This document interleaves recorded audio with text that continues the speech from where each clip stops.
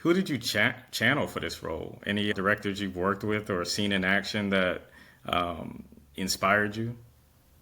That's a great question. Honestly, I built it from the ground up, and probably for the most part, I would say I channeled the actual director of Somewhere in Montana, my friend Brandon Smith, who wrote it as well. So it was a really unique experience in that we got on Zooms just like we're on today, and we'd go scene by scene by scene, and I started to understand like how he clicked, right? Because a lot of a lot of writers write themselves into characters, and in some ways he wrote himself into the two lead characters of this film in Fabian and John.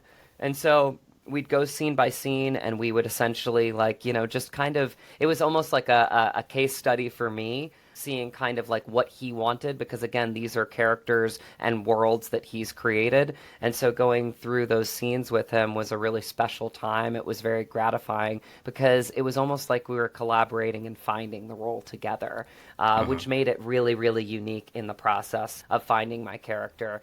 Every actor needs to find their own process. I mean, when I wasn't, working on the role with Brandon, I was working on backstories for myself because I felt like Fabian was one of those people that maybe was a little bit, we'll say, like lonely in the way that he was very dedicated to what he was doing on this planet, which was filmmaking, and very proud of that. The people that are his cast and crew are his family, and he honors them and he protects them. And one thing that I wanted to show with this character is that he will go down with his ship. Even though he is an alpha male and he's passionate, and sometimes dramatic, he also really, really deeply cares about everybody. On his set, he takes great pride and respect in people feeling safe on his set.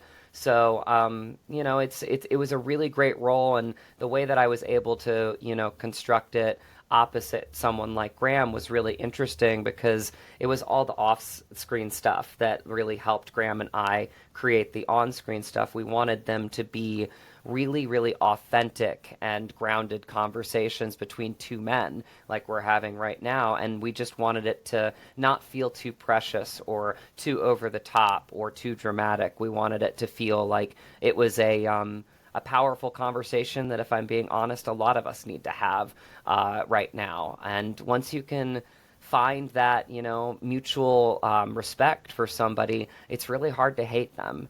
And Hmm. this story really does a very great. It does an incredible job at showcasing that major through line of this film.